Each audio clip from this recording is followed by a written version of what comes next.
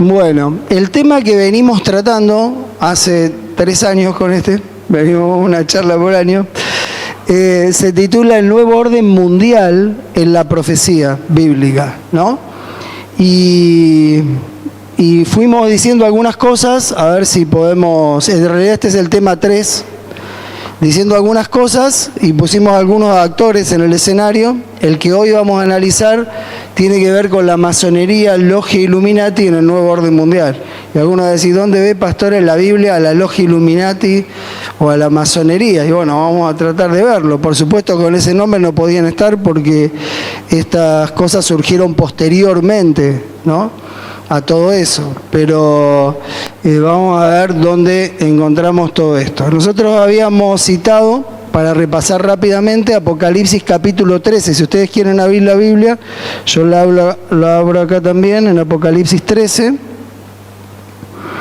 Ahí tenemos entonces el marco de referencia. Apocalipsis 13 viene unido en una sola idea, Apocalipsis 12 y Apocalipsis 14. Es una sola idea. Por lo tanto, se estudian juntas, ¿no?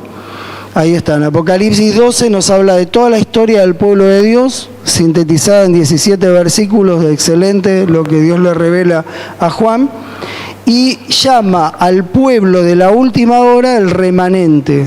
Se fue a hacer guerra contra el remanente, el resto, ¿no?, que somos nosotros, su pueblo, en el tiempo del fin. Apocalipsis 13 fue escrito para advertirle al remanente quiénes son sus principales enemigos. Son 2. Y la Biblia lo llama las 2 bestias, ¿no? Ahí tendríamos que agregar una S, bestias, porque son 2. Hay 2 poderes que trabajan por lados distintos, pero finalmente se unen para atacar al pueblo de Dios. Primera bestia y segunda bestia. Y en el capítulo 14, Dios le dice al remanente, después de decirle quiénes son sus enemigos, cuál es el último mensaje que tienen que predicar, y es claro que el mensaje es el mensaje de los 3 ángeles que nosotros tenemos que predicar. Entonces, el mensaje de los 3 ángeles, para recordarlo rápidamente, nos habla de esto, del evangelio eterno, el mismo evangelio de siempre para predicarlo a todas las naciones, claramente enseñado en el santuario, el evangelio eterno. No hay otro lugar más claro y didáctico que el santuario para aprender cuál es el verdadero evangelio. Porque dice Pablo que se predican muchos evangelios, no que hay muchos evangelios. Hay uno, dice, pero hay falsos evangelios. Y cualquiera que predica otro evangelio distinto al que nosotros enseñamos, dice Pablo, sea anatema, ¿no?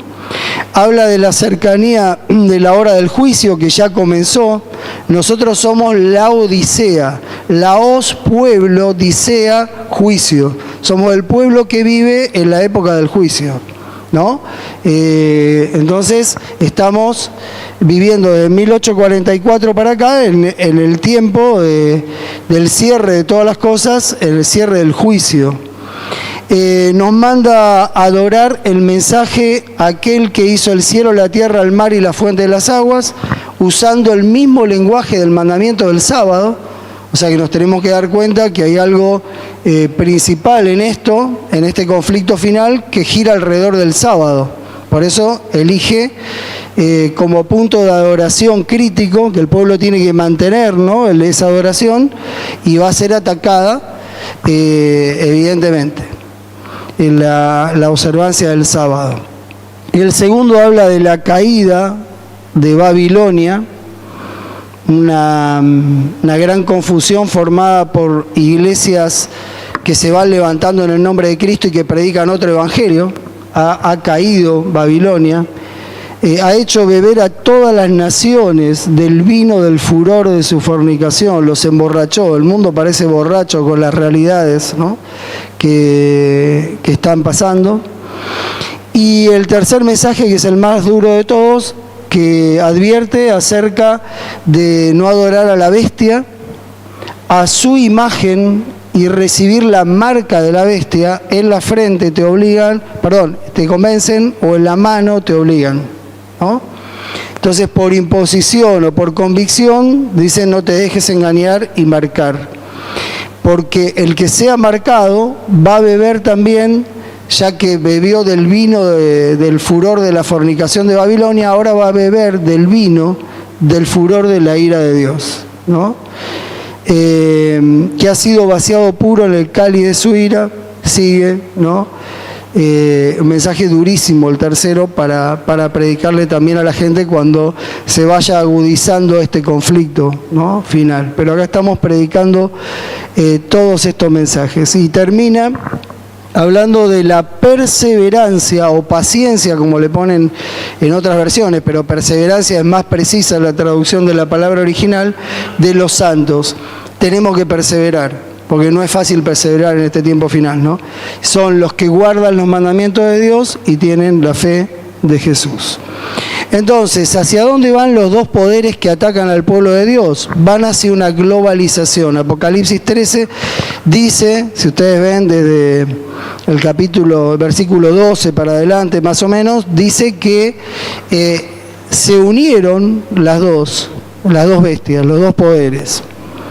¿Para qué? Para crear una confederación mundial que termine persiguiendo y tratando de destruir al pueblo de Dios, basados en el tema de uno de los mandamientos críticos, que el cuerno pequeño, que es el mismo que figura que de la bestia, iba a tratar de cambiar, según Daniel 7, iba a cambiar los tiempos, o sea, a ver cómo lo podemos traducir, iba a cambiar la ley en una cuestión de tiempos.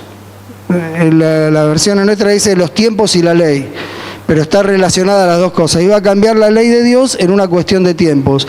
La única cuestión de tiempos que tiene la ley de los 10 mandamientos es la del sábado. Y es claro por lo que leíamos también al principio. Entonces, en la globalización, después de haber logrado y de haber dicho que con la globalización vamos a lograr paz y seguridad, van a caer las plagas, el presunto culpable va a ser el pueblo de Dios por no haberse unido a la globalización.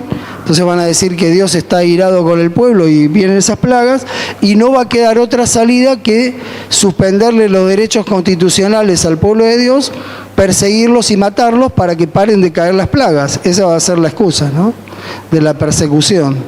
Entonces todas estas cosas que parecen locuras se van a ir cumpliendo despacito.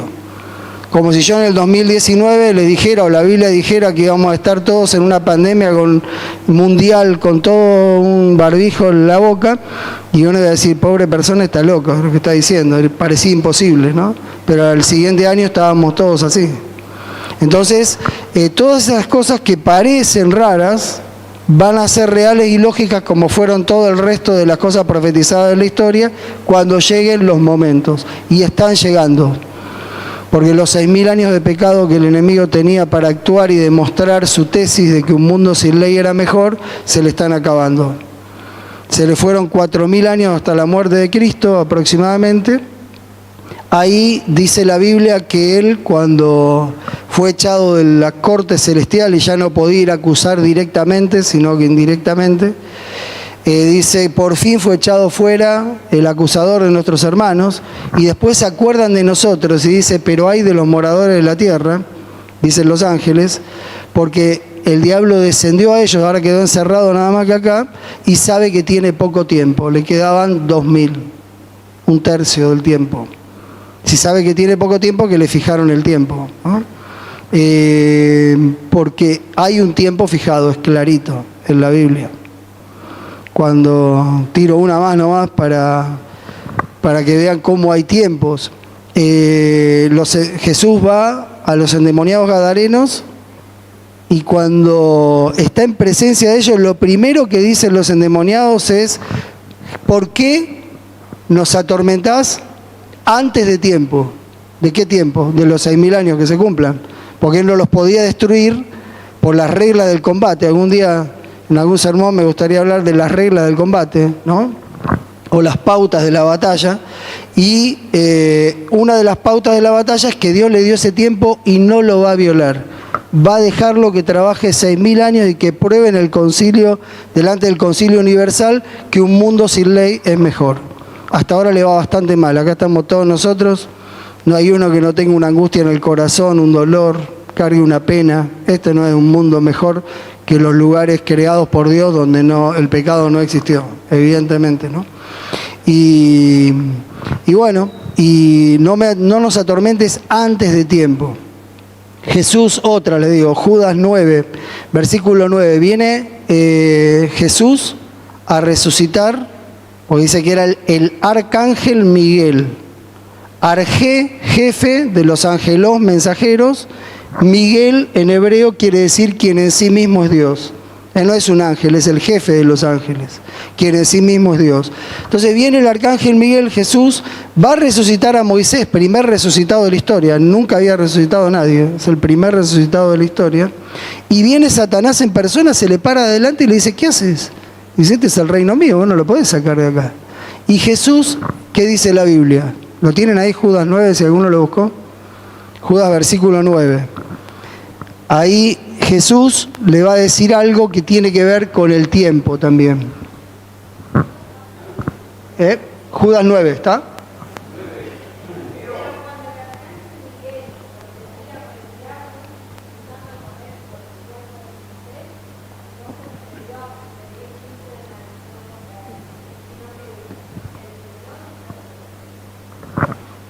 Sí, lo repito, me dicen porque capaz que no, como no alcanzamos a llevar el micrófono no se leía, ¿no?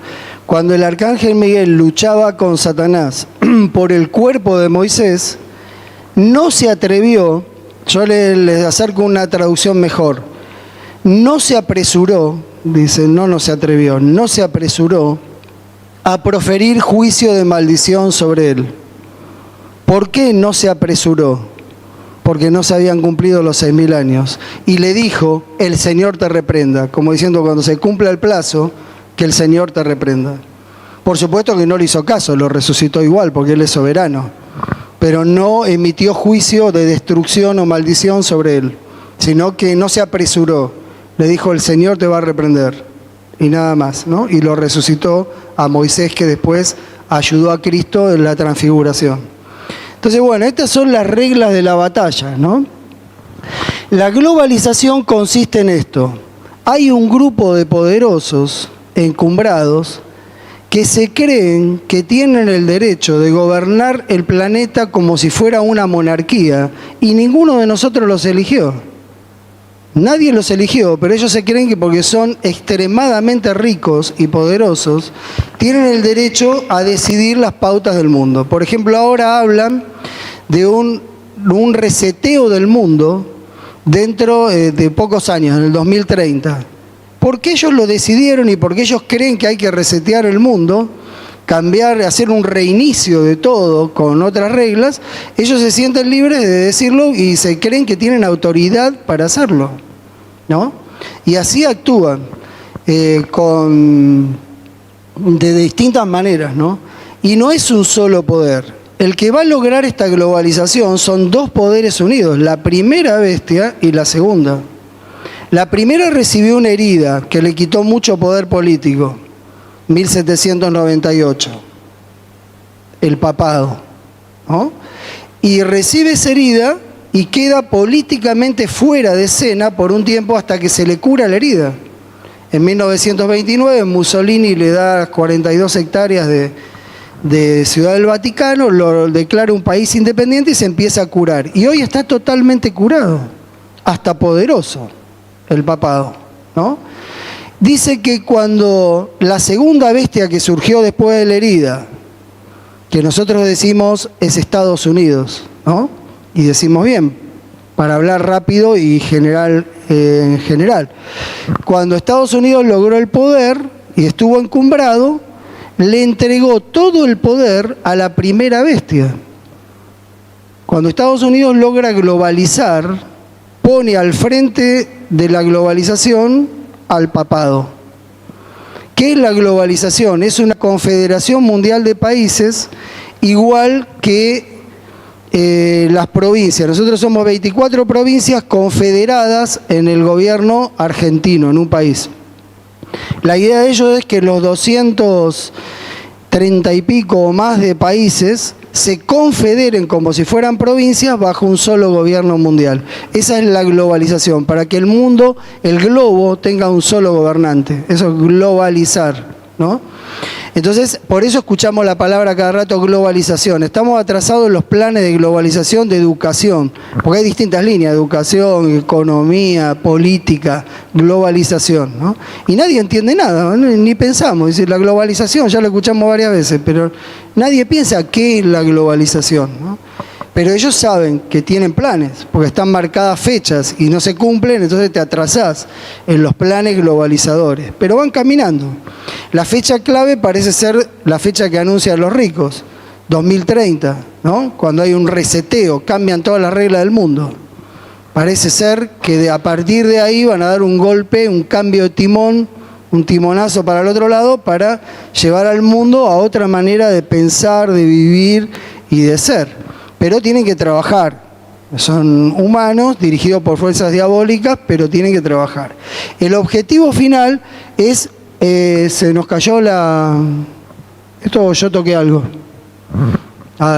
Y el objetivo final es perseguir y matar al pueblo de Dios. Ahí volvimos, genial. Entonces, la globalización, ¿dónde está descrita? En Apocalipsis 13, cuando la segunda bestia asombra a todo el mundo y cuando los tiene bajo su poder, le da el poder a la primera. Ahora, los que entran en juego, este es el último intento que hace el enemigo por lograr un nuevo orden mundial. Nos está haciendo falso contacto algo, ¿no? Entonces, hay dos bestias. La primera es la Iglesia romana. La segunda, decimos nosotros, son los Estados Unidos de Norteamérica, y decimos bien. Pero ahora yo le quiero poner un poquito de foco, porque no toda la Iglesia romana es la primera bestia. Y no todo Estados Unidos es la segunda bestia. Nosotros tenemos gente que tiene nuestra fe, no podemos decir todo Estados Unidos es la segunda bestia. Y viven en Estados Unidos y son muchos. Y aparte hay gente que no tiene nada que ver con este poder ni quisiera tener nada que ver. Entonces, si enfocamos bien, ¿quién es?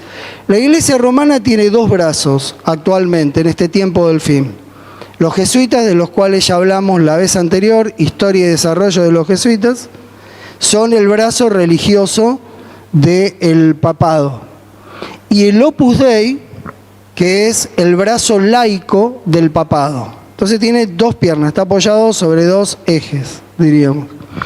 Y Estados Unidos, no todo Estados Unidos es la segunda bestia, es el poder que desde hace tiempo controla a los Estados Unidos.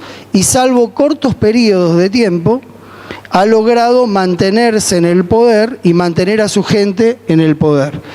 A saber, para todo el mundo, la logia de masonería llamada Logia Illuminati. Entonces, ¿dónde se ve en la Biblia los Illuminati? En la segunda bestia de Apocalipsis 13, ¿no? Porque no es todo Estados Unidos, es el poder que controla a los Estados Unidos. Es la logia de masonería internacional más fuerte del mundo, ¿no? Y está registrada oficialmente, tiene fecha hasta de registro como una logia, ¿no?, de masonería, una sociedad. Entonces, ellos tienen divididos, al haberse hecho amigos, ahí por la época de Reagan, se unen las dos potencias y ven que tienen que trabajar contra los enemigos comunes, que en ese entonces eran el comunismo ruso, que peleaba con los Estados Unidos la Guerra Fría, que le decíamos, y por otro lado el mundo musulmán, que era un atentado religioso en contra del presunto cristianismo que tenía el hombre de pecado, ¿no?, el papado, el hijo de perdición. Entonces se unen para eliminar enemigos comunes. Cae primero Rusia, cae el muro y se abre todo lo que era el sistema ruso. Y Alemania, cae Alemania comunista también, se derriban todos los muros. Entonces parece el mundo encaminado políticamente y después terminan de hacer caer el poder de los países musulmanes, especialmente los que tenían el petróleo, Irán e Irak. Por eso el presunto atentado, porque nunca se supo si realmente era un atentado o un autoatentado de las Torres Gemelas, termina siendo el motivo para que Estados Unidos pase al otro lado y someta a los enemigos musulmanes y tome el control del petróleo y se pague la guerra con lo mismo que va a tomar en ese lugar y controle el Medio Oriente. Entonces ahora, con un mundo controlado políticamente y religiosamente por estos poderes, se avanza. Pero ellos tienen divididos, como habíamos dicho antes, las tareas. Los Illuminati trabajan por la unidad política, para causar ejes comunes políticos, para unir. Los jesuitas, el Opus Dei me salió ahí por la parte económica. Ellos manejan la formación de casi todos los principales lugares del mundo que forman economistas. O sea, forman economistas con la economía del nuevo orden mundial. Y así lo forman. Y los jesuitas hablan o intentan la unidad religiosa. Por eso es que el Papa, a cada lugar que va, invita a un musulmán, a un judío, a un protestante, a un evangélico, y hace esas muestras de ecumenismo. Lo que yo quería recomendarles, después se lo puedo mandar si hay un WhatsApp de la iglesia, al WhatsApp, o me lo piden los que tienen mi teléfono, que son de otra iglesia, y quiero mandarles un reporte de Zurroca, se llama el pastor, ¿cómo es el nombre? Juan Zurroca, que hizo un reporte de la última reunión hace ni 2 semanas, creo, o no llegamos ahí nomás, 2 semanas, del foro de Davos, ¿no? Donde una señora masónica, hechicera, viene vestida como de indígena y le sopla el espíritu a los 6 principales referentes que estaban en un púlpito como este con sillas, ¿no? Y bueno, él desarrolla algo muy importante, que son los temas de la última reunión de ahora, de hace poquito, y esta muestra que nunca había ocurrido, que todos sabían que esto estaba atrás de todo eso, esta parte espiritual, entre comillas, nunca se había hecho una manifestación pública, así un blanqueo de todo eso, ¿no? Con imágenes que vio todo el mundo, no tiene ninguna imagen privada ni encontró nada, son imágenes comunes. Y hay imágenes paralelas del papado, recibiendo a gente que le da culto, igual que esta medium masónica, diríamos, a la Pachamama, a la Madre Tierra. En los jardines del Vaticano, el Papa mismo y los demás recibiendo a la gente, un montículo de tierra, todos arrodillándose a besar a la Pachamama, ¿no? Como un cono de tierra recién movida. Y bueno, eso es lo que se viene de este mundo espiritista de los poderosos del mundo. Entonces acá están los poderes más claros, ¿no? Jesuitas, Opus Dei, Illuminati. Esas serían las 2 bestias que hoy están trabajando, los que mueven los poderes de las 2 bestias. Por eso necesitamos hablar de esto, ¿no? Y ellos juntos quieren realizar la globalización al servicio del enemigo de Dios, la destrucción final del pueblo de Dios, y que Dios no tenga ningún derecho a buscar ningún pueblo, porque ya no va a tener a nadie sobre la tierra si el enemigo logra matar a todos los integrantes fieles de su pueblo, del pueblo de Dios, ¿no? Entonces esa sería la idea general. Entonces Apocalipsis 13 aparece con 2 bestias, ¿no? Que ya la dijimos. Una que tenía características de los reinos mundiales anteriores, tenía boca de león y bueno, cuerpo de leopardo. Y la otra que parecía un cordero, parecía una nación cristiana, pero al momento de hablar, hablaba como un dragón. Y el dragón es Satanás, en Apocalipsis 12, versículo 9. No lo dice clarito. Entonces, esta nación que empezó bien, sobre principios cristianos y por eso avanzó tanto, ahora se degeneró y habla como un dragón. Y le va a dar todo el poder cuando haya globalizado a esto. Esta unión de estas 2 potencias, repito, viene de la época de Reagan. Antes se odiaban estos poderes y se repelían. Por eso la gente a veces se burlaba de nuestra predicación y decía, estos adventistas dicen cualquier cosa. Dicen que se va a unir el papado con Estados Unidos, era una locura. Para los que son de más edad, decir eso hace unos años atrás parecía una locura. Pero la Biblia lo decía y se cumplió. Y aplaudieron de pie y hicieron reverencia en el Congreso de los Estados Unidos ya más de una vez a los papas de turno, ¿no? Entonces todo lo que la Biblia dijo se va a cumplir, porque es así. Y porque el Señor es soberano, ¿no? Así que nosotros seamos entendidos, como dice Daniel, en las cosas que ocurren, y no engañados. Porque acá hay 2 grupos, los engañados y los entendidos. Los entendidos resplandecerán como las estrellas e instruirán a muchos, al pueblo, porque entienden y ven por la profecía lo que los otros no pueden ver, porque todavía no ocurrió o parece que no puede ocurrir. Entonces, nosotros como entendidos tenemos que avanzar. El primer poder es eclesiástico, jesuitas y Opus Dei, el segundo es civil, y acá empiezo con el tema, después de esta introducción. Ya nosotros hablamos de toda la historia del origen del nuevo orden mundial, desde Nimrod y antes para acá, la primera vez en el 2022. 2023 hablamos de los jesuitas, y ahora 2024 estamos hablando de la logia Illuminati. Nos faltaría el Opus Dei por ahí, por algún lugar, que es más corta la charla. Pero a ver, esta vamos a tratar de hacerlo lo más rápido que podamos, pero que quede claro. La logia Illuminati, doble L, una sola T, ahí, es la logia más fuerte de la masonería. Y la pregunta es, y representa a esa bestia, ¿no?, que va a entregarle el poder al papado. De paso, el sistema papal comienza como tal en el año 538, sufre la heredia en 1798, y en 1776, un poquito antes de la herida, comenzaban a ser una nación, a hacerse libre una nación que son los Estados Unidos de Norteamérica. Cuando el poder civil, encabezado por los Estados Unidos, se une al poder religioso, encabezado por el sistema papal, habrán formado una imagen a la bestia. Y cuando hablamos de la imagen de la bestia, hay que ir al Antiguo Testamento e imaginar dónde hubo una imagen que obligaba a todos a adorar por decreto con pena de muerte, y que puso en juego al remanente de Dios. Y llegamos a Daniel, a la adoración de la estatua, donde había una imagen, por eso lo llama la imagen de la bestia, porque se usó el poder civil para un acto religioso, arrodillarse y adorar a la estatua, a la imagen, ¿no?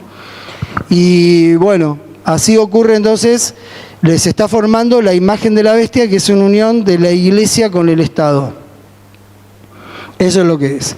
Hablando de la masonería, dice Elena de White lo siguiente: los impíos están siendo atados en manojos, atados en consorcios comerciales, en sindicatos o en uniones y confederaciones.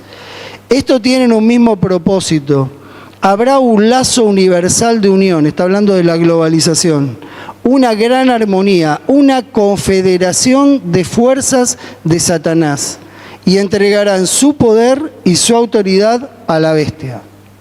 Refuerza Apocalipsis 13, ¿no? O comenta Apocalipsis 13. Un poder de abajo, tengo la referencia en inglés, y ahí lo pasé al castellano, habría que buscarlo ahora que está en castellano, en cuál es la página correcta. Un poder de abajo está trabajando para desarrollar las últimas grandes escenas del drama y obrando con todo engaño de iniquidad en los que se afilian a sociedades secretas. Esa es la definición de la masonería, es una sociedad secreta, ¿no? Entonces hay un poder de abajo, del abismo, ¿no?, del poder del enemigo. Los que ceden a la pasión por confederarse están realizando los planes del enemigo. La causa será seguida por el efecto. El fin está muy cerca, imagínense ahora, está mucho más cerca. Nosotros que conocemos la verdad, debiéramos estar preparándonos para aquello que pronto sobrecogerá al mundo como una sorpresa abrumadora. La pandemia fue una sorpresa abrumadora. Esto que viene va a ser más todavía. Te va a sorprender más.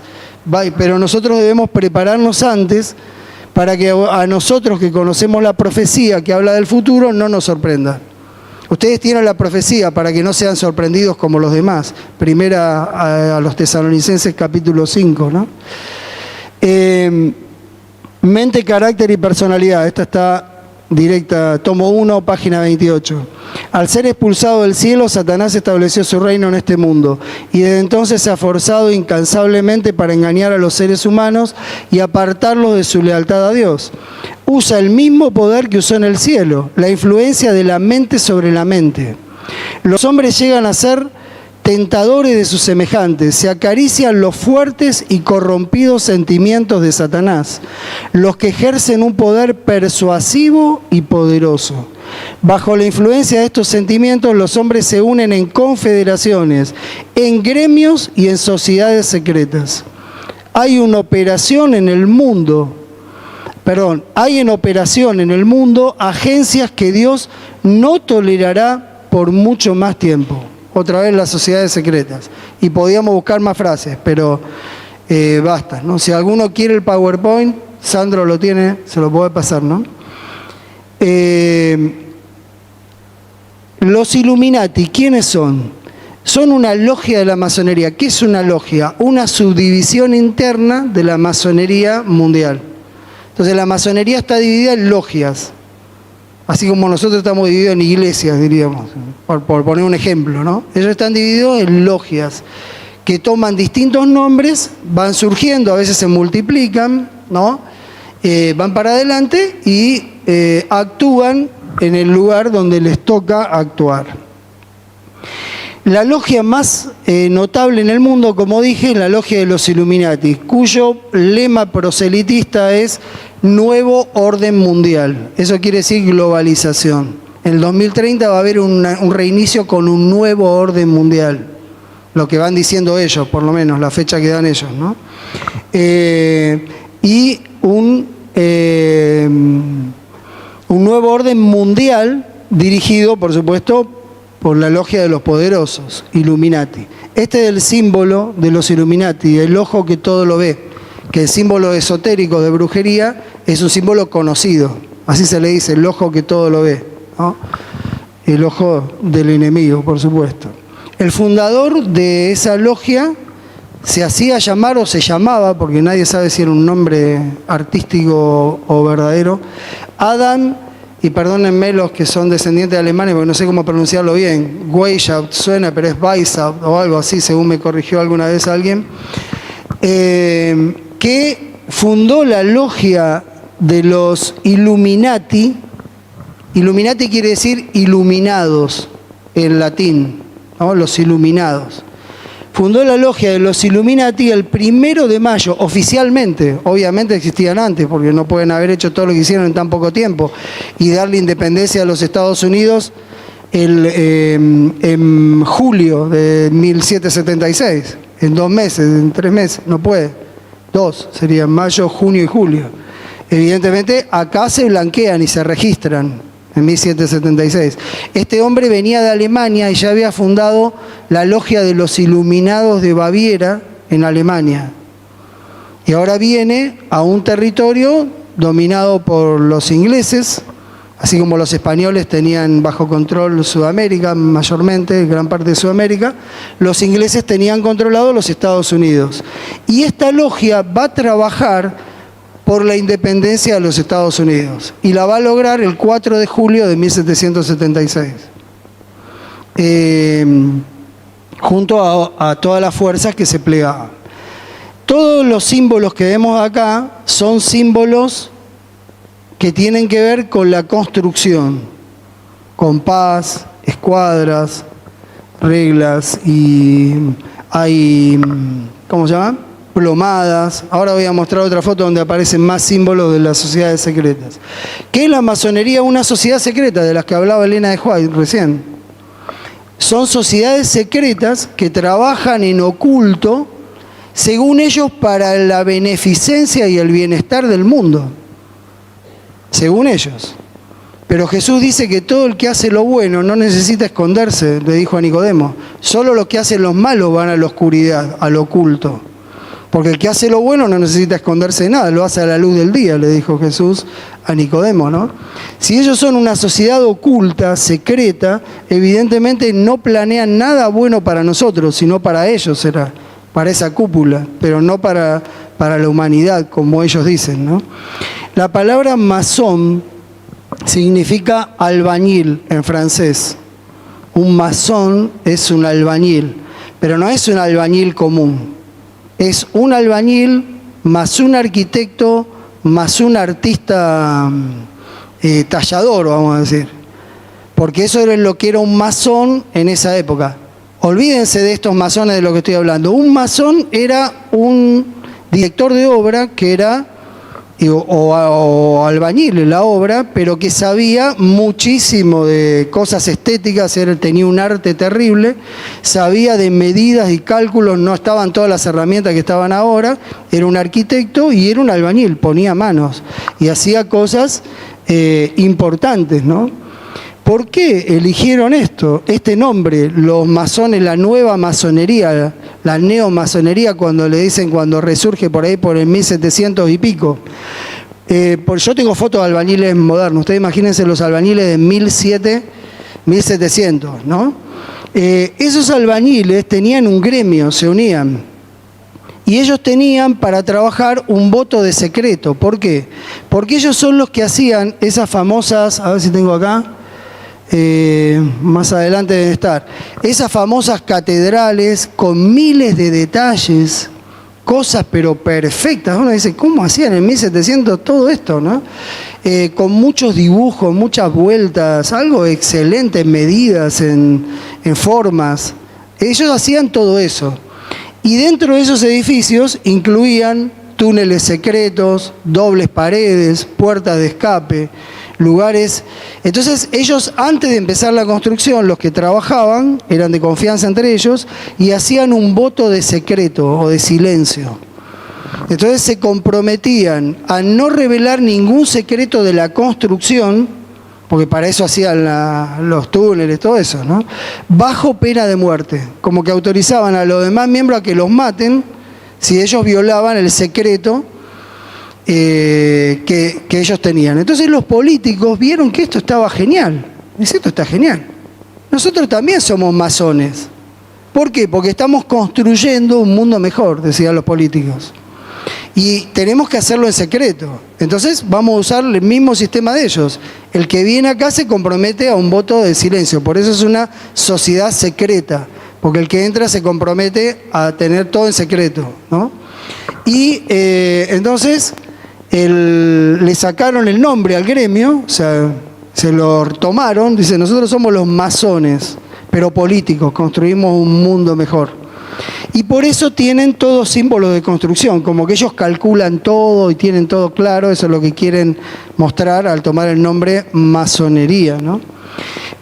Acá vemos un compás, una escuadra, una cuchara, una masa, por ahí debe haber algún pico, acá una, ¿cómo se dice? Un cortafierro, ¿no? Algo así. Bueno, y otros símbolos, por eso todas las logias, estas son distintas logos de logias distintas, tienen cosas de albañilería, ¿se entiende? Como diciendo, nosotros somos mejores en esto, sabemos hacer esto, nosotros medimos, nosotros calculamos, no sé. Eso debe querer decir todo eso, ¿no? Estas son las catedrales que yo le decía, por ejemplo. ¿Quién puede construir eso? Un masón. Anda a poner un media cuchara que te haga eso, decirle, dale ese dibujo, vos tenés que hacer todo eso. No lo puede hacer. Los masones reales eran artistas, eran arquitectos. Hacían esto y bueno, esas semejantes catedrales tenían estos túneles. El Vaticano tiene uno que ahora se puede visitar, que vos pasás y salís del otro lado 1 kilómetro más allá, creo, y cuando está abierto se puede pasar por ahí. Entonces eso lo hacían, y entonces el círculo de políticos le tomó toda esta idea. Y ahora puse esta diapositiva que viene para hacer una pausa y mostrarles qué poder tiene en la historia la masonería. Sí, Pablo. Que viendo la fecha y todo esto, el billete del dólar tiene un montón de todos estos símbolos. Sí. Está lleno de estos símbolos que vos planteabas. Es como que seguramente este grupo ha participado en la elaboración del billete. Sí, sí. Con todos sus símbolos. Lo tengo más adelante acá en el... Muy buena tu conclusión. Y fuiste más rápido que yo, pero vamos a eso. Vamos a ir a ver eso y les voy a decir cómo se hizo y cuándo se hizo y para qué.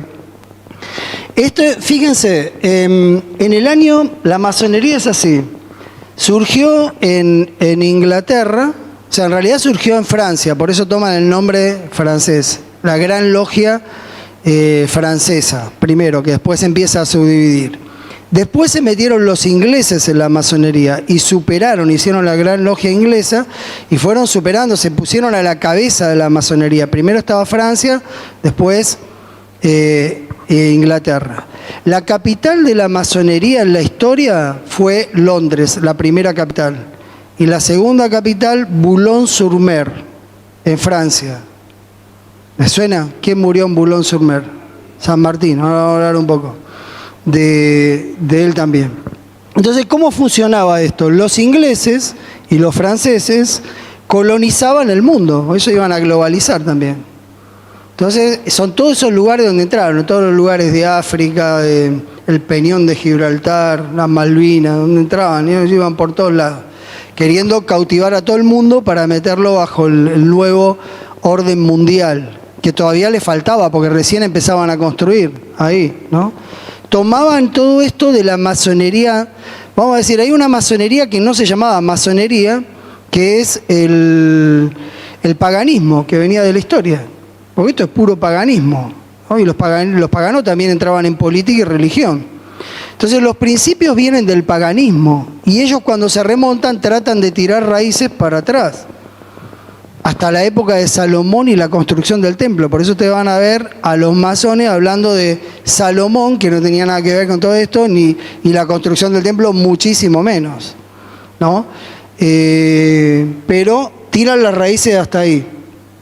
Por ejemplo, a ver, me voy a ir un poco antes de llegar acá, pero por ejemplo, cuando los mormones son una religión formada a partir de la masonería, porque José Smith era masón de grado alto, después vamos a hablar de los grados de la masonería. Entonces, todo lo que él tiene adentro del sistema de culto y las cosas secretas que se hacen, entonces están relacionadas con la masonería, de ahí tomaron todo.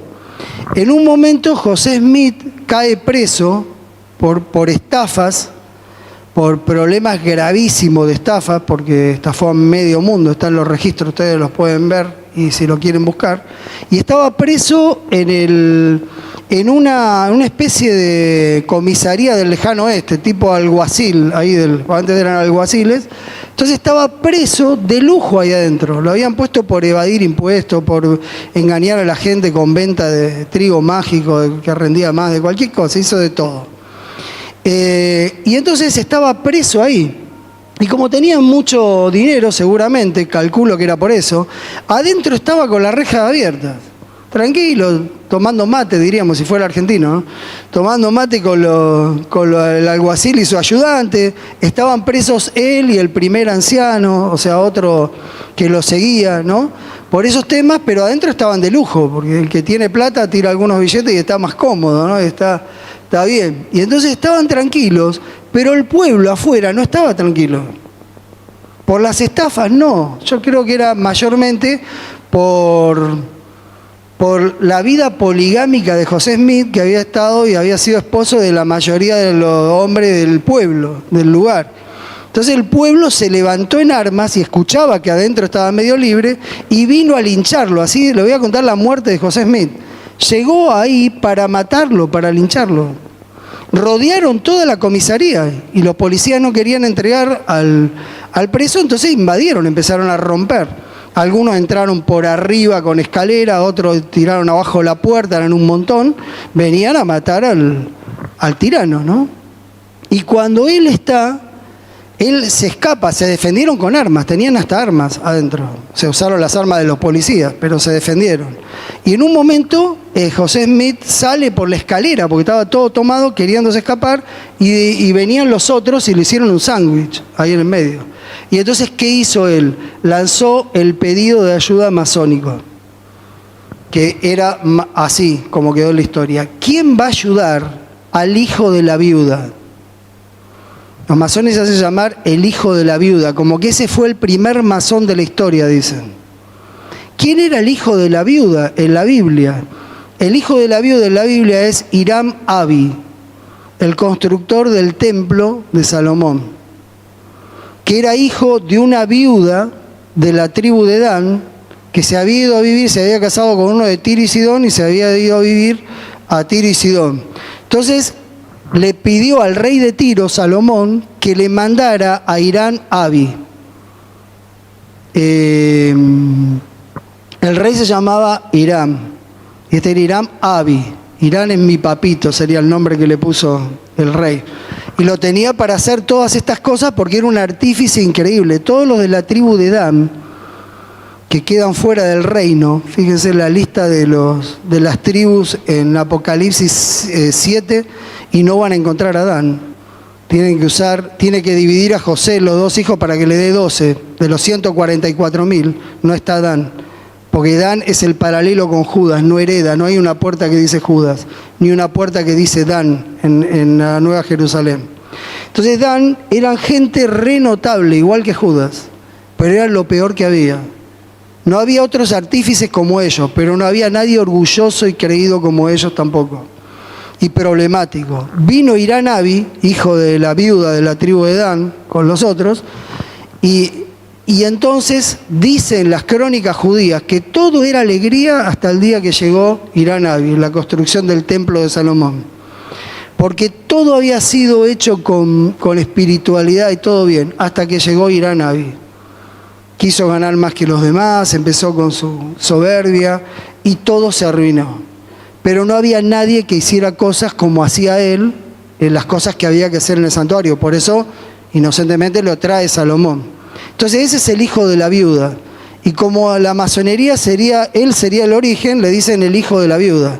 Entonces, él lanzó el pedido de ayuda en clave. ¿Quién va a ayudar al hijo de la viuda? Si había un masón entre la gente, tenía la obligación de ayudarlo, porque era un masón. Yo estoy seguro que tiene que haber habido más de uno en esa multitud. Pero ¿quién va a decir, yo te voy a ayudar? Moría junto con él. Si había 5 que levantaban la mano, terminaban todos liquidados juntamente con ellos, ¿no? Y lo mataron, ¿no?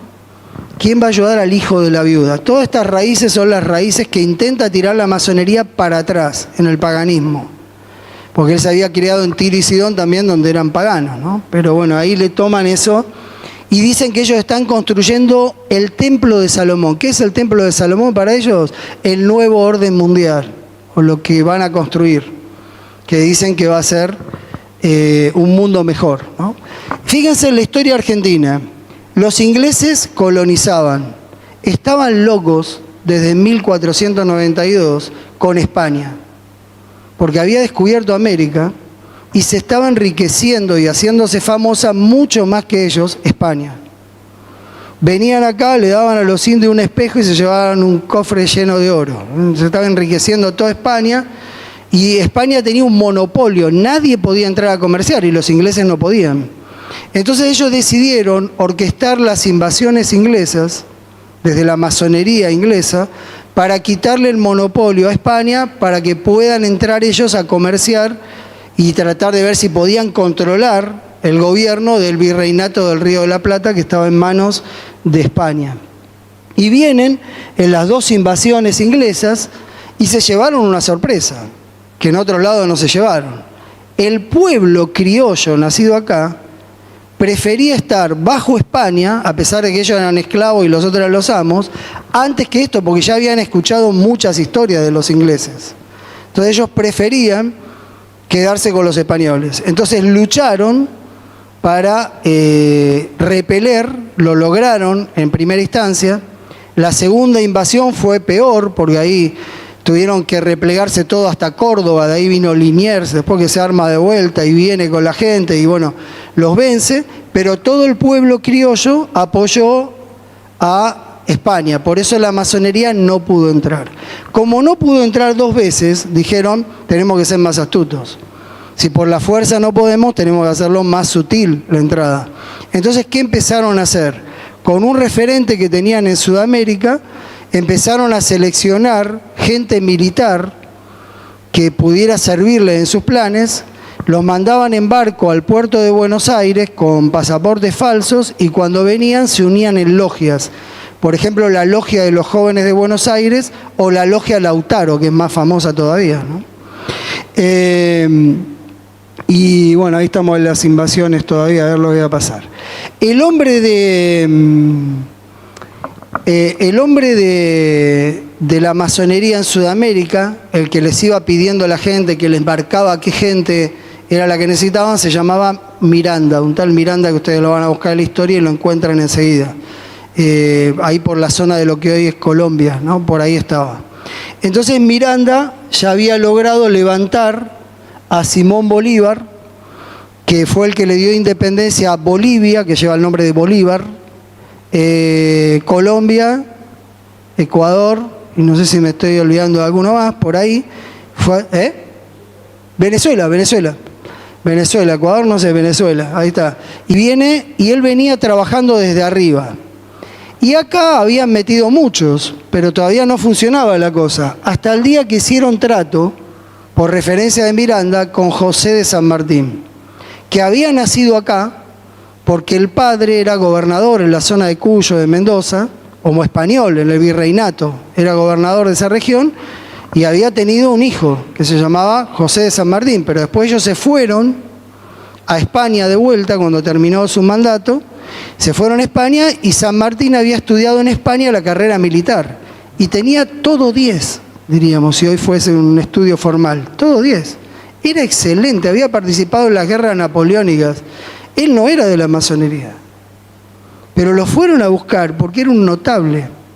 Y sin que él supiera, lo que voy a decir es medio una opinión mía, porque los historiadores están divididos casi mitad y mitad en decir que sí sabía o que no sabía. A mí, por los principios que tenía San Martín, me parece que no sabía, fue engañado, ¿no? Lo metieron engañado diciéndole, vamos a darle libertad a la tierra que vos naciste y te necesitamos. ¿Quiénes son ustedes? Nosotros somos benefactores de la humanidad, te vamos a apoyar con plata, con cosas desde acá.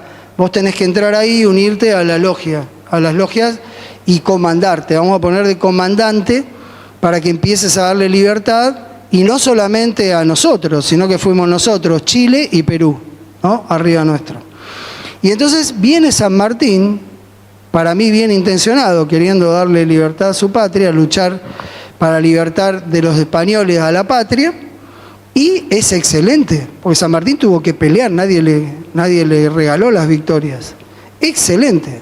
Belgrano no podía, Belgrano tenía otro oficio, lo habían puesto de militar, pobre, era abogado, era otras cosas, hizo lo que pudo, ese es el mejor hombre nuestro, creo de todos los próceres que tenemos, el que hizo publicar la Avenida del Mesías en Gloria y Majestad, ¿no? Una obra adventista, podríamos decir, antes de que existiera el adventismo. Y entonces, pero San Martín sí sabía, y entonces lo apoyaban financieramente desde la masonería inglesa, porque ya había intentado 2 invasiones y no pudo, ahora metía gente. A Argentina viene él a conducir, ¿no? Entonces, tengo una prima que hizo un estudio, cuando estudiaba para maestra, quiso hacer toda una investigación de dónde sacó San Martín los fondos para cruzar la cordillera de los Andes. Porque está muy linda la historia que le contás a los nenes de la primaria, que las mujeres criollas pusieron sus joyas. Las mujeres criollas eran esclavas. ¿Cuántas joyas tenían? ¿Quién tenía joyas de las mujeres? ¿Y cuántas joyas tenés que tener para pagar todos los uniformes de un ejército, hacer las armas? Yo no sé. Las únicas que tenían joyas eran la esposa de San Martín y la hija. No sé cuántos aros tendría o pulseras, que pudo, evidentemente... Alguien ponía la plata, ¿no? Y venía la plata. Pero estaba el ejército, pero había que hacerlo cruzar y pelear. San Martín, inteligentísimo. Abrió 4 o 5 frentes, mandó gente como que fueran peregrinos que cruzaban hacia a pie la cordillera y que desinformaban. Decían, movimos un ejército que venía por allá y él venía por otro lado. Excelente lo que hizo San Martín. Un trabajo, cruzó la cordillera, venció a todos, le dio libertad a Chile. Cruz fue para arriba y se encontraron en el virreinato, en el Alto Perú, se encontraron este que bajaba y este que subía, los 2 líderes de la independencia.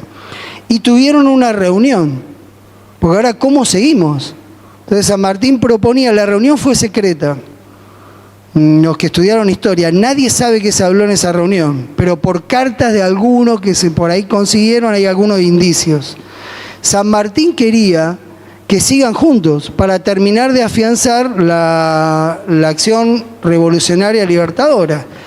Pero Simón Bolívar no quería, él quería toda la gloria y decía que San Martín se tenía que ir y él seguir al frente de todo. San Martín le dijo, yo me pongo de segundo tuyo. Hasta ahí fue la humildad del hombre, ¿no? Vos vas al frente y tenés la gloria.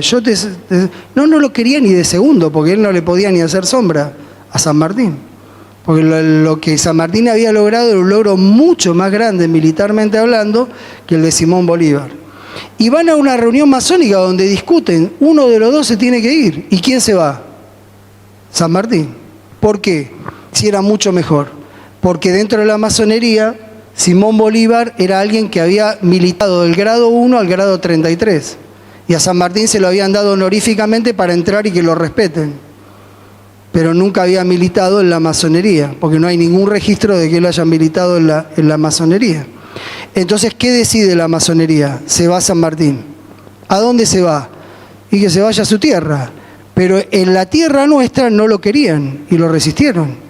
El gobierno que estaba en Buenos Aires no lo quiso recibir. Él no pudo ver a su hija durante un montón de años, pasó hambre, mendigó casi, andando por distintos lugares, hasta que le dio vergüenza a la masonería, se acordaron, esto va a quedar anotado en la historia, y le dieron, ya viejo, una mansión en Boulogne-sur-Mer, segunda capital de la masonería, para que él fuese a pasar sus pocos últimos años que pasó ahí.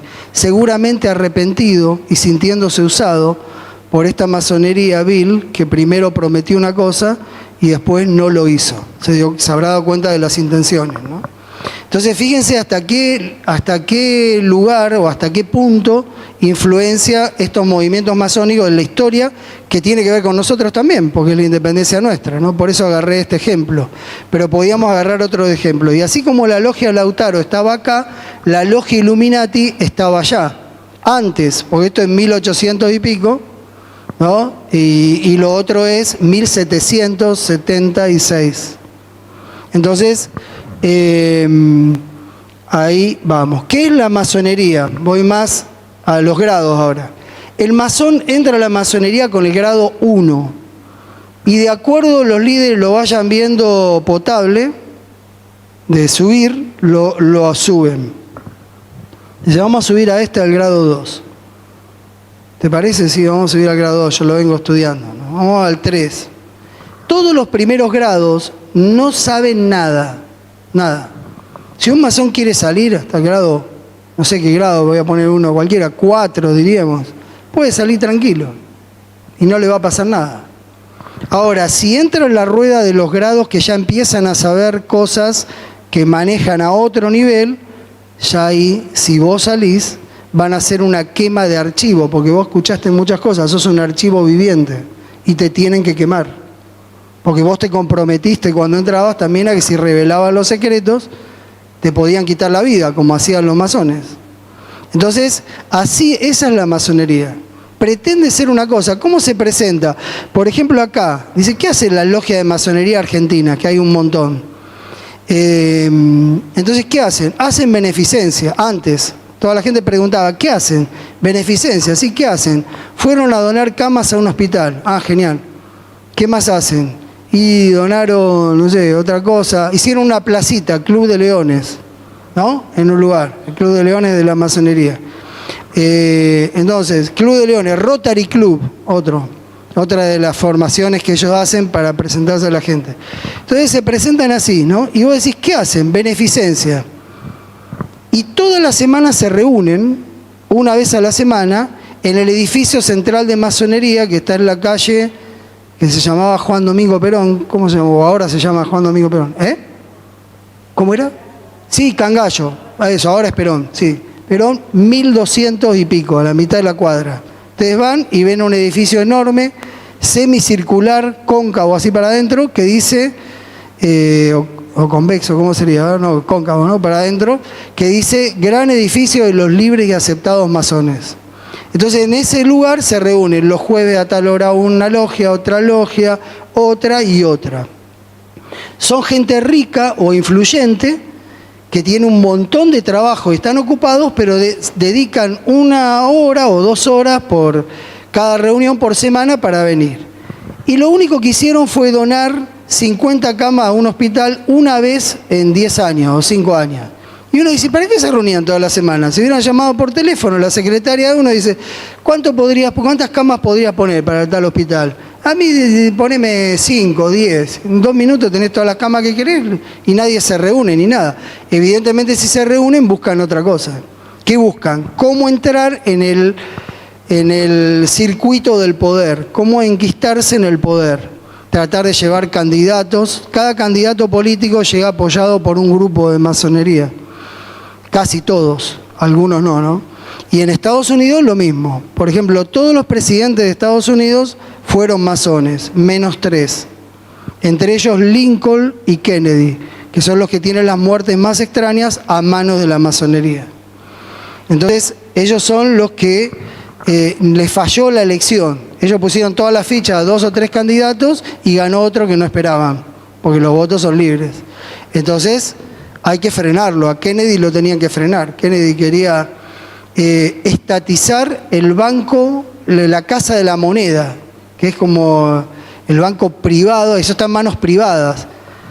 Acá el Banco Central lo quieren privatizar, al revés ahora, ¿no? Él era privado y lo quería estatizar. Eso y alguna cosita más que dijo, su actuar en la guerra de Vietnam y todo lo demás, lo querían liquidar. Entonces cuando vieron que lo iban a elegir de vuelta, estaba en plena campaña, faltaba poquito para las elecciones, todos los votos estaban a favor de Kennedy, en medio de un desfile público en la Daily Plaza, ahí, a las 11 y pico, si no recuerdo mal, casi el mediodía, plena luz del día, lo matan al presidente de Estados Unidos a balazos los francotiradores. Increíble. Vean el video. Hasta está preparado. En un momento los motociclistas de atrás y de adelante toman distancia antes que le empiecen a tirar. Los de atrás se atrasan y los de adelante se adelantan. Y dejan el auto descapotable donde él venía saludando al pueblo solo, ¿no? Y empiezan los balazos por todos lados. Y agarran a uno que era el chivo expiatorio que ya habían preparado, un tipo medio loco, demente, uno de los francotiradores que estaba en un edificio.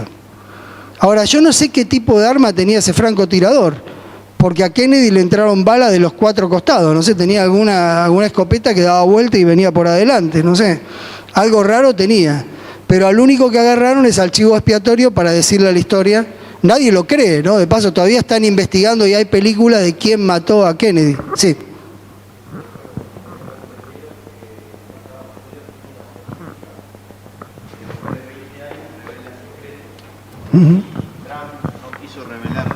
No quiso liberar documentos públicos. Sí, decir la vuelta porque... Lo vuelvo a decir. Tengo entendido que Estados Unidos tiene una política en la cual después de 20 o 30 años hay que liberar documentos, información. Exacto, ahora están revelando supuestamente temas del Área 51 y durante el gobierno de Trump tenían que revelar los secretos sobre la muerte de Kennedy, pero Trump decidió no hacerlo. Claro, imagínense el lío que eso traería. Porque ¿quién lo mata? La masonería que manejaba incluso el servicio de inteligencia norteamericano, la CIA. Entonces es un escándalo. Ahora yo pregunto, ¿cómo no se sabe quién mató al presidente de Estados Unidos a plena luz del día en un desfile público hasta el día de hoy? El servicio de inteligencia de Estados Unidos busca un pingüino en la Antártida y lo descubre y lo pone preso y se lo trae.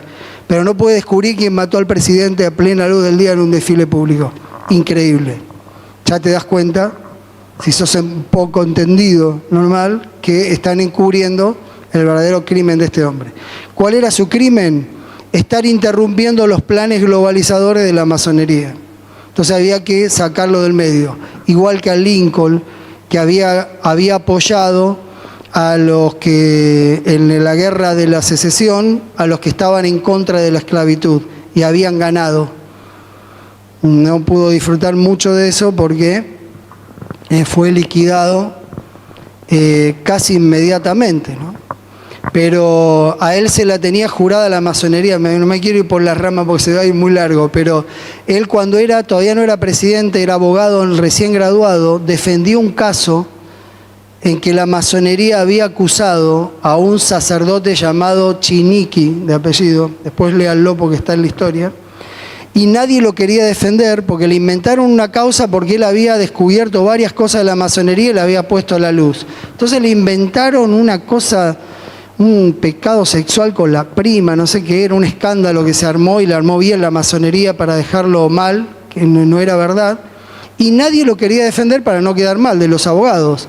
Y este abogado, Lincoln, le tomó el caso. Abraham Lincoln tomó el caso, él siendo nuevo. Y logró declararlo inocente y demostrar todo lo que había atrás. Y los masones de St. Louis, que es el lugar principal, el foco de la masonería ahí en Estados Unidos, le juraron la muerte. Él cuando vino a abrazarlo a Chiniqui, él logró que uno de los testigos declarara cómo era la verdad. Y dijo todo, justo sobre el final del juicio. Ahí se hizo famoso Abraham Lincoln, ¿no? Y cuando Abraham Lincoln lo viene, después de tanto tiempo, lo viene a abrazar para estar contentos, Chiniqui le dijo, estaba como frío, dice, pero no estás contento, dice que logramos, dice, yo estoy contento por mí, estoy preocupado por vos. Me pareció leer en la cara de los masones que conozco acá de St. Louis tu decreto de muerte o tu decisión de matar, su decisión de matarte. Y así fue que pocos años después lo hicieron, ¿no? Bueno, y no me quiero ir más por ahí, habría más detalles para decir, pero para que vean la realidad de estas cosas y cómo vienen, ¿no? El masón entra con el grado 1, sale en los primeros grados, si no, no sale más. No sale vivo, por lo menos. No sale vivo del lugar. Hay una persona que también era mormona, si no estoy recordando mal, uno de los ancianos también del mormonismo, tenía grado 32 en la masonería, le faltaba 1 para 33. Y por problemas internos salió de la masonería. Le esperaba la muerte, pero él ¿qué hizo? Enseguida fue a los medios, escritos a los diarios, y publicó todo. Esta logia está planeando darle muerte a está tomar este puesto de poder, lo otro, todo. Y ahora, por decir todo esto, decía al final la nota, me van a matar. Y con eso salvó su vida. Porque eso armó un escándalo en Estados Unidos, eso hizo sospechar de las sociedades secretas, y si lo mataban en ese momento, comprobaban todo lo que él dijo. Así que tuvieron que morderse los labios y apretar las manos y no le pudieron poner mano al hombre, ¿no? Y ahí quedó la duda como si era verdad o no lo que él decía. Pero de ahí se empezaron a investigar más estas sociedades secretas. Se nos fue un poquito la señal, ¿volverá? A ver, ahí está. Ahí está, grado 33. Entonces, cuando uno llega a un grado 33, es el gran maestro de la logia, así le dicen, el gran maestro de la logia. ¿Y cuáles son sus derechos? Formar otra logia si quiere. Supongamos que alguno de ustedes llega al grado 33, está libre de formar otra logia. Si quiere, si no se queda en la que estaba. Pero solo un grado 33 puede formar otra logia. ¿Se entiende? Entonces, llegar al grado 33 es bastante complicado, ¿no? Algunos grados 33 de la historia de la masonería son estos. Este es Albert Pike, un abogado estadounidense, como dice ahí, militar, escritor, activista. Masón y francmasón es lo mismo. La masonería surge en Francia. Fundador del Ku Klux Klan, para los que tienen más años. Mataban negros por racistas, ¿no? Eliminaban gente de raza negra. Y bueno, todo lo que dice ahí, que fue condenado por traición y encarcelado finalmente. Otro más famoso quizás todavía es Giuseppe Mazzini, fundador de la mafia. Mafia quiere decir, son siglas, quiere decir Mazzini autoriza, furti, robos, incendios y avvelenamenti, envenenamientos.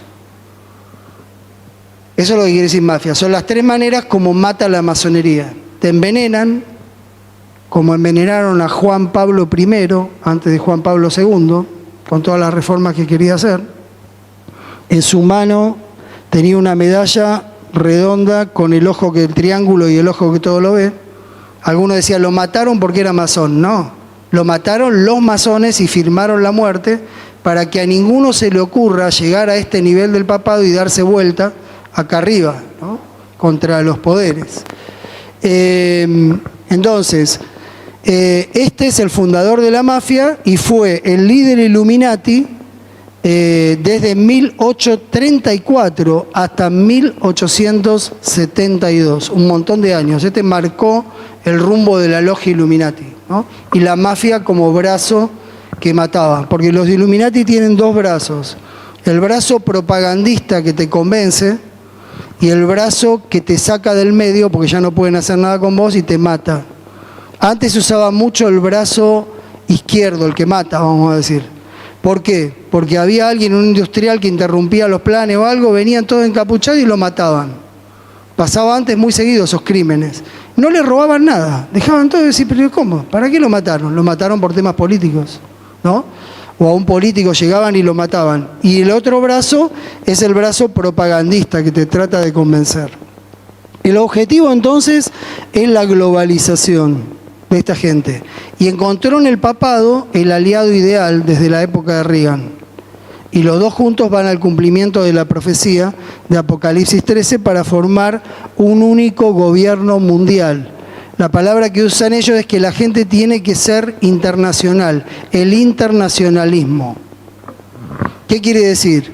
Tenemos que lograr que la gente no esté aferrada a lo nacional, a lo suyo. Tiene que tener conciencia internacional, como la que tienen los chicos hoy, que todos se quieren ir del país a vivir a otro lado.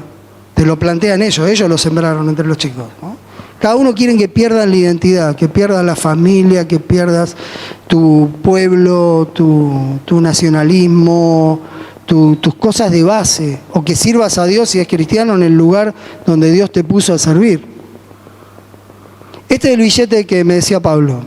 Este fue creado, estuvo definitivamente aprobado, vamos a decir, llegan a leer ahí, el 20 de junio de 1782. En 1776 ellos establecieron la libertad de Estados Unidos, entre comillas. Y en 1782 hacen este gran sello, como le dicen ellos. Fíjense estos símbolos. Yo pregunto, los billetes nuestros, fíjense después, ¿qué tienen los billetes nuestros? ¿Tienen lugares históricos argentinos, algún animal autóctono, un árbol autóctono, un prócer argentino?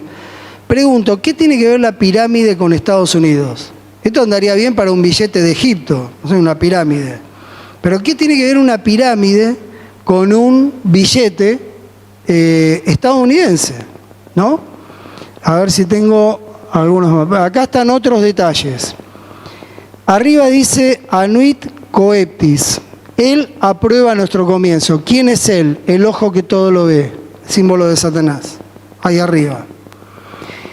Y abajo dice el lema, el eslogan proselitista: nuevo orden para todos los siglos, o nuevo orden mundial, que es lo que quieren lograr, a donde apuntaban, ¿no? Fíjense que este plano está como tridimensional. ¿Le ven el costado? Este no, está en otra dimensión. No tiene el costado el triángulo. ¿Qué quiere decir? Los misterios de este mundo, porque la pirámide está relacionada a los misterios del mundo, están dirigidos por alguien que está en otra dimensión. ¿Quién es? El ojo que todo lo ve. El que aprueba el comienzo de la masonería o del establecimiento del nuevo orden mundial. ¿Se entiende? En todos lados el número 13 domina. Sí, acá abajo. Ese es el año 1776. En lo que está en la base de la pirámide, 1776, que es el inicio, pero ellos también dicen es la independencia. Bueno, la independencia también casualmente es el inicio formal Illuminati, ¿no?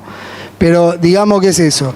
Ahora, ¿por qué tiene el número 13? Ellos inventaron la historia de que había 13 estados en el inicio de Estados Unidos. Cualquier historiador medio que entiende algo sabe que había muchos más. Ellos inventaron el 13 porque el 13, en símbolos esotéricos, era el símbolo del poder y de todo lo que es viene del ojo que todo lo ve, de Satanás. Ya habíamos dicho en la primera charla que Nimrod, el primero en hacer un intento de globalización, constructor de la Torre de Babel, era la generación número 13. Yo creo que lo toman de ahí. de la generación número 13 de la humanidad, ¿no? Cuando ustedes ven la genealogía. Y bueno, todo es 13. 13 hojas, 13 flechas, 13 acá estrellas, 13 franjas, todo. Y arriba, algo que vimos la vez anterior, creo, no sé si la otra, la estrella de 8 puntas que simboliza a la diosa Ishtar de Babilonia, que lo habíamos visto en una de las charlas para los que estuvieron. Creo que igual están para verlas, ahí si alguien quiere el enlace, porque no lo vio, ahí está todo lo que venía diciendo. A ver, avanzamos. Bueno, estos símbolos. Para ir cerrando, ¿cuáles son los pilares que Adam Weishaupt decía que había que derrumbar para globalizar? Porque no podés globalizar así nomás. El mundo tiene culturas distintas, tiene naciones distintas, tiene, no sé, costumbres distintas, tiene todo distinto. Entonces globalizar no era fácil, pero él decía, si tiramos abajo 4 pilares, podemos globalizar. Primero hay que eliminar a la familia, hay que destruirla. Hoy me acordaba, alguien me dijo, vos sos de familia italiana, yo tengo mis 4 abuelos italianos. Dice, seguro que hacían unas reuniones cuando eras chico. Digo, tal cual. Éramos 50, 60, toda la semana, ahí los tíos, los primos. Cantábamos canzonetas italianas con mi abuela que estaba contenta de cantar con nosotros. Y bueno, era algo precioso de la familia. Cada 2 domingos nos reuníamos, no sé, casi siempre estábamos reunidos. Hoy no. Si con Valeria pasamos la fiesta junto a Valentina, ya hacemos una fiesta, somos 3. Mi hija menor que está acá conmigo. Y somos una multitud capaz. Pero se va perdiendo toda la familia. Ellos hicieron muchas cosas para que la familia caiga. Y el enemigo usó todo lo que él sabía. Una de las cosas que usó es la música. Acá hay gente que está en música también. La entrada del rock. El rock no es una música común, un nuevo género que apareció. Es una música hecha por el director de coro del cielo. El que era, ¿no? Y el que cayó. Porque está hecho, otro músico tengo acá, pero está hecha con toda intención para producir muchísimas cosas, ¿no? El mismo que le puso el nombre, un disjockey de la ciudad de Cleveland, porque esto es así, en ese tiempo se escuchaba la música de Elvis Presley, supongamos, y todos estos, no, todavía no había surgido, porque va a ser famoso el rock. Antes que él, una persona de raza negra, Richard Little, el pequeño Richard, hace una música que se llamaba Rhythm and Blues, ritmo y blues. No era famosa porque la gente bailaba otra cosa, los jóvenes bailaban, no sé, jazz o la música que estaba en Estados Unidos de moda en ese momento. Pero un disjockey de Estados Unidos empezó a pasar música del Rhythm and Blues, que nadie lo conocía, de Richard Little. Entonces, ¿qué pasó? Él le puso nombre y cada vez pedían más los temas de rock, ¿no? Lo que iba a ser el rock. Y él le puso a esa música rock and roll. Rock and roll. Cuando se hizo famosa después con Elvis Presley, viendo la historia, fueron al disjockey de Cleveland. Le preguntaron por qué le había puesto rock and roll. Uno de los periodistas le dijo, debe ser por la manera de bailar. Porque vos sacudís, quiere decir sacudir y dar vueltas. No es rock como sustantivo, sino como verbo. Sacudir, vos sacudís y das vueltas. Él dijo, no, nada que ver. Se empezó a bailar así después de que él le puso así. Pero yo no le puse por eso. Dice, yo tomé la frase del argot de los guetos americanos, que es del lunfardo de la Villa Miseria de Estados Unidos. Porque ellos llaman así a una relación sexual. Sacudirse y dar vueltas. Y le dije, ¿y qué tiene que ver? Dice, yo no sé, no me pregunten porque yo no entiendo nada, yo soy disjockey. Pero en esta música hay algo que mueve la sexualidad. Entonces después fue estudiado, ¿no?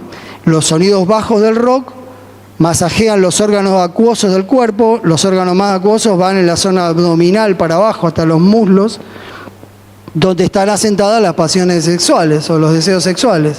Entonces vos estimulas el deseo sexual. Eso llevó al sexo prematrimonial, a un montón de cosas más que jugaron a partir del rock y rompieron las familias. Apoyar el homosexualismo, otro atentado contra la familia, ¿no? Y todo lo demás. Entonces todas estas cosas se producían con un montón de cosas que ellos hacían para destruir a la familia. Sí.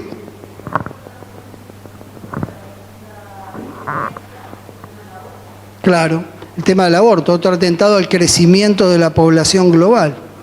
Acá tienen que ser pocos, porque se van a acabar los recursos, dicen esta gente, y entonces tiene que haber unos pocos ricos servidos por un montón de esclavos que se contenten solamente con trabajar, comer y dormir. Lleguen a su casa para servirlo a ellos.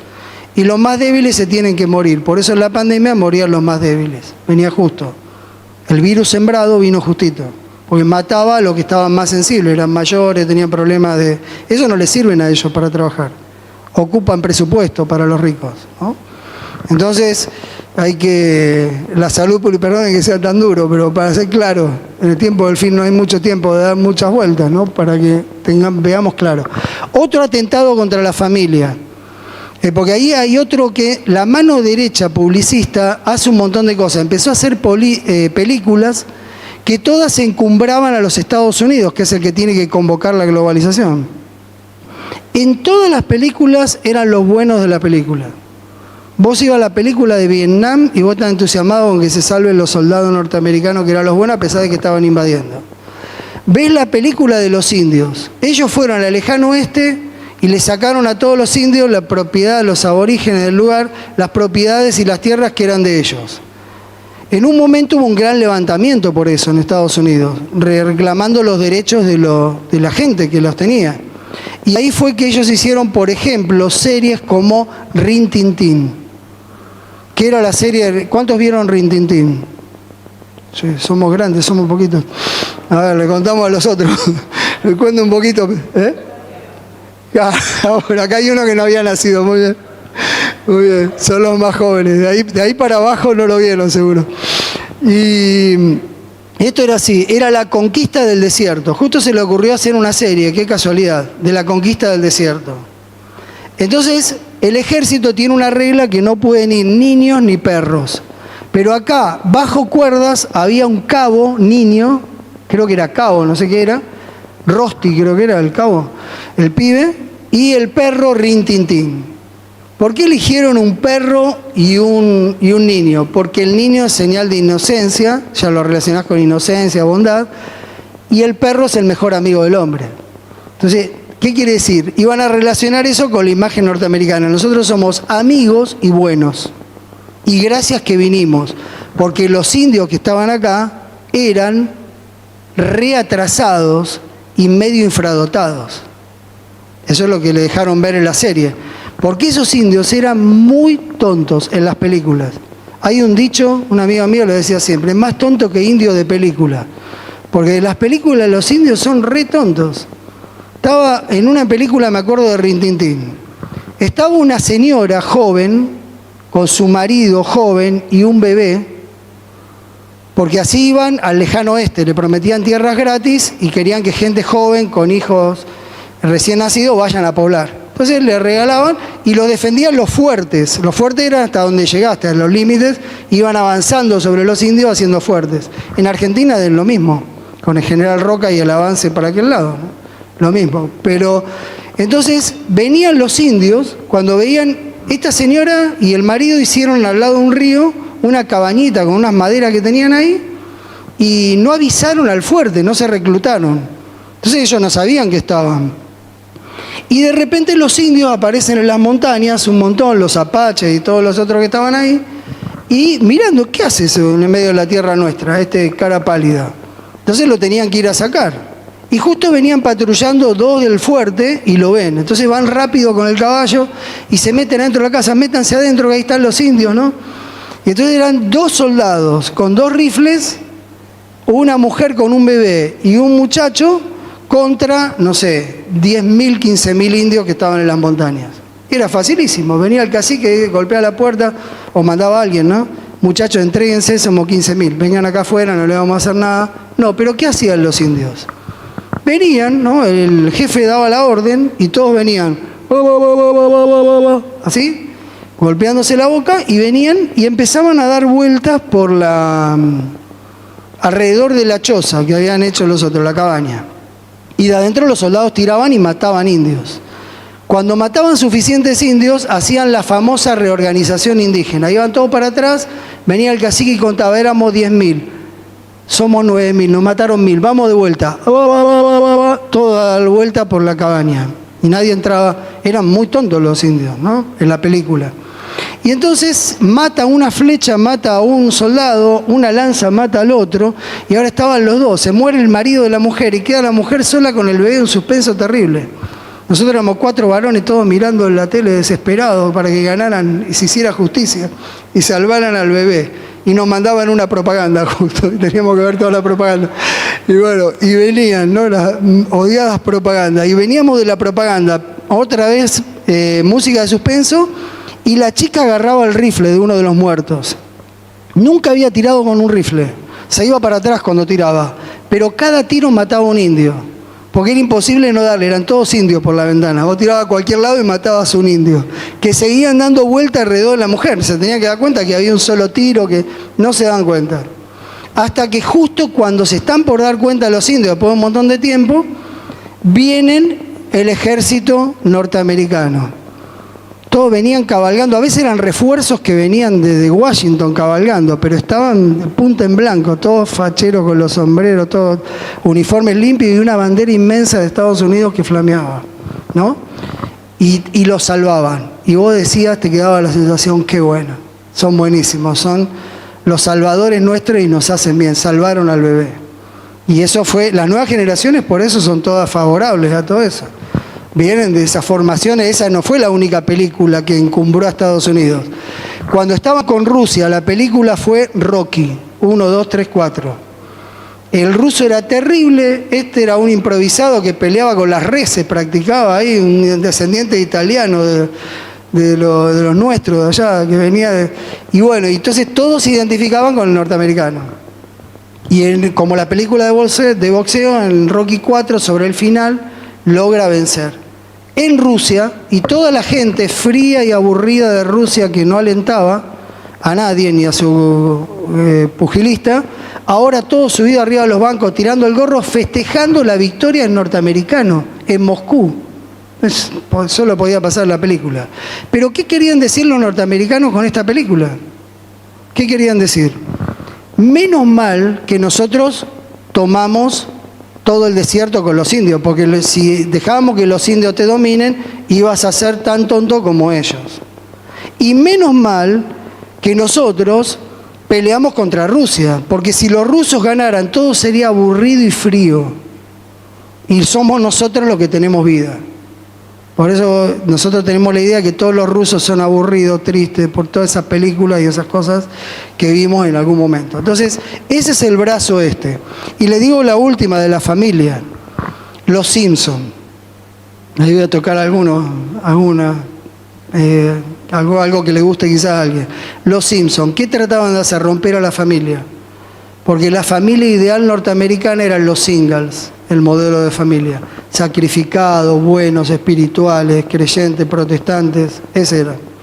Pero ellos empezaron a imponer, si ustedes pueden congelar, no sé si todavía ahora, pero las primeras de los Simpsons decía abajo Producciones Illuminati INC, marca registrada. Ellos propusieron la familia transgresora que le faltaba respeto a los padres que hacían lo que querían, y los tontos de la película eran los Flanders, que eran religiosos.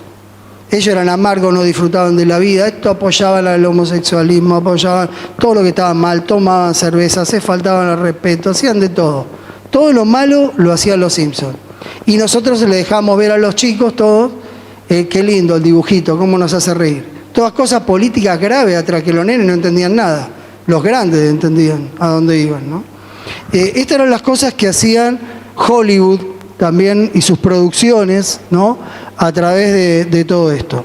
Otro pilar que había que tirar es la sensación de nacionalismo. Vos te tenías que sentir habitante internacional del mundo, no habitante de tu país.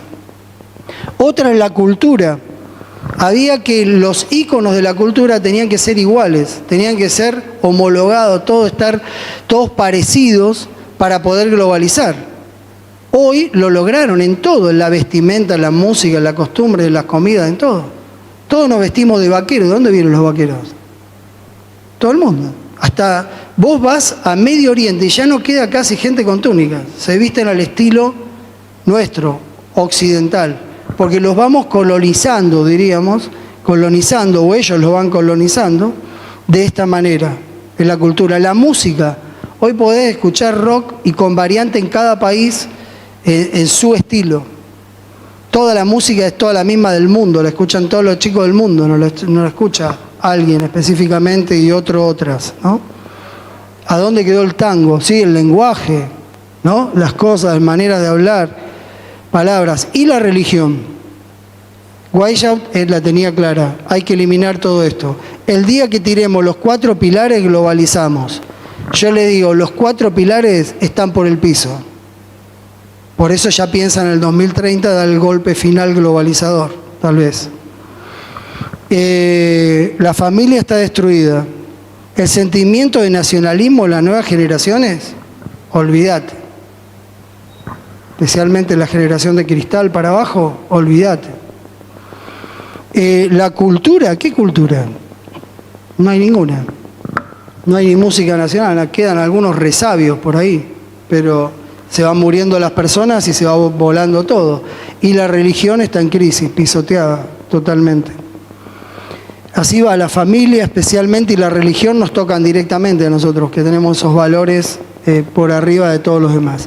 Y mientras esta gente se sigue enriqueciendo del foro de Davos, de otros lugares, nosotros marchamos todos ciegos atrás de todas las cosas a las que ellos no llegan. Pero los entendidos, dice Daniel, entenderán dónde están parados y le van a enseñar la justicia a la multitud, ¿no? 4 veces aparecen los entendidos en Daniel 11 y 12. Los llaman los sabios en Daniel 11 y los entendidos en Daniel 12. A eso no los engañaron. La Biblia les abrió los ojos, la profecía les abrió los ojos, ¿no? Para que vean hacia dónde vamos. Mientras ellos se enriquecen, el mundo va atrás de lo que ellos quieren que vaya.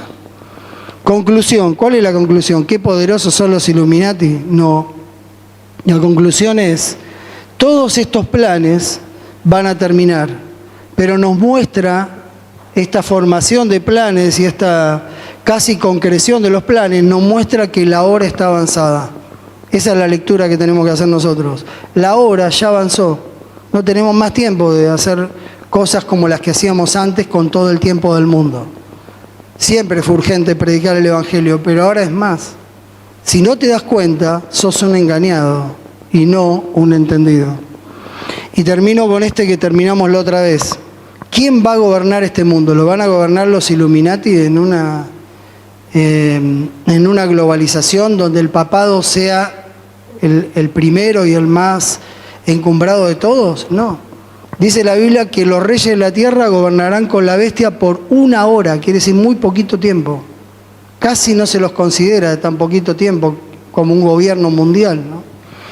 Pero el Señor dice, ¿por qué se amotinan las naciones? Y los pueblos conspiran. Algunos dicen que los que hablan de estos temas son conspiracionistas, no sé, o fanáticos, exagerados. ¿Por qué? Estos temas quedaron en la Biblia. Hay que analizar Apocalipsis 13 y su cumplimiento. Para eso Dios dejó quiénes son los enemigos, para que sepamos cómo se están moviendo y a dónde tenemos que mirar. Pero acá la Biblia me dice conspiran. Si los quieren llamar conspiracionistas, llámenlos, serán bíblicos, porque los pueblos conspiran en vano, sin sentido. Se levantan los reyes, a ver si me ayudan con la Biblia o volvemos. Y Salmos 2, del 1 al 7. Igual abran la Biblia porque el 7 no entró ahí y lo quería leer también. Una antes, a ver, ahí está. ¿Por qué se amotinan las naciones y los pueblos conspiran en vano? Se levantan los reyes de la tierra y príncipes consultan juntos contra el Eterno, Dios Padre, y contra su ungido, Cristo. ¿Por qué se le dice Cristo ungido? Porque fue ungido para ser rey sobre esta humanidad. Él es el ungido, el Mesías. No, el Cristo. Cristo quiere decir ungido en griego, Mesías en hebreo. Es lo mismo, ¿no? Él es el ungido. Podemos cerrar un poquito más, nos quedan 15 minutos y se acaba la transmisión. A ver, cerramos. Ahí, uy. A ver cómo podemos llegar al último, por ahí al final. Ahí, es el último. Dice así, dicen los que conspiran, rompamos sus lazos con Dios. Por eso está la hechicera soplando el espíritu de la Pachamama, debe ser. Librémonos de sus cuerdas. El que mora en los cielos, ahí viene la respuesta de Dios, se reirá de ellos. Como si vos te pudieras escuchar a las hormigas, como dije la otra vez, de tu jardín, diciendo, vamos a matar al grandote, y vos te matás de risa. Mira lo que van a hacer. Muevo el pie así, maté como 20 de las hormigas, ¿no? Entonces, dice, el Señor, el que vive en los cielos, se reirá. El Señor se burlará de ellos. Pero entonces, en su enojo, cuando ya vea que llegó el límite y la ira de Dios va a actuar, entonces en su enojo los reprenderá, los turbará, los confundirá con su ira, acá están las plagas tal vez, y les dirá, yo he puesto a mi rey sobre Sión, mi santo monte. ¿Vos lo querés hacer gobernar desde Sión? Lo veíamos con los jesuitas, ¿no? El sueño de poner a ese gobernante que gobierne desde Sión. Vos querés ponerlo, yo voy a poner a mi gobernante desde Sión, mi santo monte. Y si alguien me lee el 7, porque ahí entra Jesús a hablar. Hasta acá habló el Padre. ¿Y qué dice Jesús?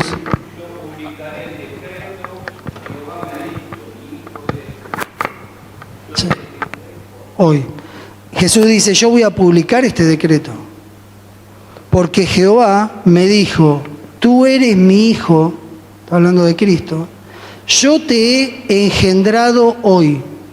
Este versículo lo usan los testigos de Jehová para decir que Jesús es creado. Es un error. Está hablando de ser engendrado como rey. Por eso va a publicar el decreto, porque ya existe, no porque iban a hacer. Yo te he engendrado como rey hoy. Era la manera de hablar de un rey que sube al trono. Yo hoy te declaré rey en este decreto. Te engendré como rey hoy. Y va a reinar para siempre, con vara de hierro. Ese es nuestro Jesús. Es el que dio la vida por nosotros. Este es su ejército. Simple, sencillo, va con la verdad, no hace nada de estas cosas. El enemigo usa todo el engaño, todo el mal. Nosotros usamos la verdad y el bien, porque la verdad es la que te hace libre. Y solo los entendidos entienden la verdad.